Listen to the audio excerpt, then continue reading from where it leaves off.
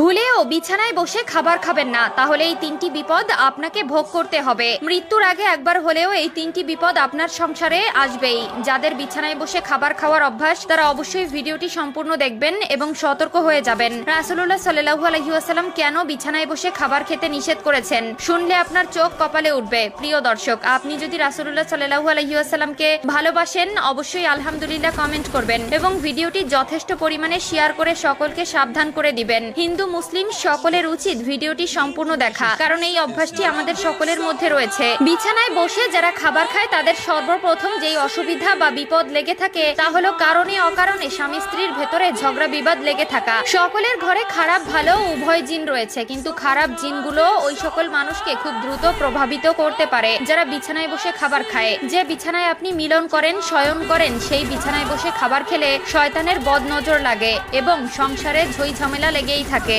2 নম্বরে যারা বিছানায় বসে খাবার খায় তাদের ঘরে সব সময় কেউ না কেউ অসুস্থ হয়ে থাকে। আগেই বলেছি, যে বিছানায় আপনি মিলন করেন, যে বিছানায় আপনি বিশ্রাম করেন, সেই বিছানায় যদি খাবার খান তাহলে শয়তানের বদনজর আপনার ও আপনার পরিবারের সদস্যদের উপরে পড়ে, যার কারণে সংসার থেকে রহমত উঠে যায় এবং সব সময় অসুখ বিসুখ লেগেই থাকে।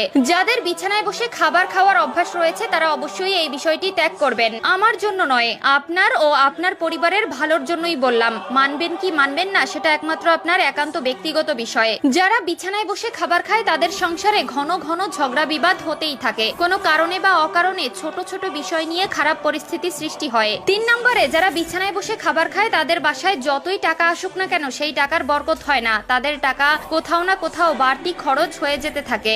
এক কথায় এই ধরনের ব্যক্তিদের উপর থেকে আল্লাহর রহমত উঠে যায় এবং আল্লাহর দেওয়া রহমতে বরকত তাদের উপর থেকে উঠিয়ে নেওয়া হয়। পবিত্রতা ইমানের অঙ্গ এবং যে খাবার আপনার জীবন বাঁচায় সেই খাবার অবশ্যই আপনার পবিত্র স্থানে বসে খাওয়া উচিত। খাওয়ার জন্য আলাদা ঘর বানানো উচিত বা রুম বাছাই করা উচিত। বিশেষ করে অবশ্যই ডাইনিং এ বসে বা ফ্লোরে বসে খাবার খাবেন, কিন্তু বিছানায় বসে কখনোই খাবার খাবেন না। যারা বিছানায় বসে খাবার খায় তাদের সংসারে এই 3টি বিপদ লেগেই থাকে। যদি বিশ্বাস না হয় তাহলে অবশ্যই মিলিয়ে দেখবেন। বিছানায় বসে খাবার খেলে এই 3টি বিপদ আপনার সংসারে আসবেই এবং কারো কারো সংসারে হয়তো এই 3টি আলামত চলমান। আমরা অনেকেই আছি অভ্যাসগত কারণে ঘুমানোর বিছানায় খাবার খাই, এটা একদম করা উচিত নয় এবং যদি আপনার ভেতরে এই ধরনের সমস্যা বা অভ্যাস থেকে থাকে অবশ্যই তা পরিহার করবেন। আল্লাহ তাআলা আমাদের সকলকে সঠিক বুঝ দান করুন, আমিন।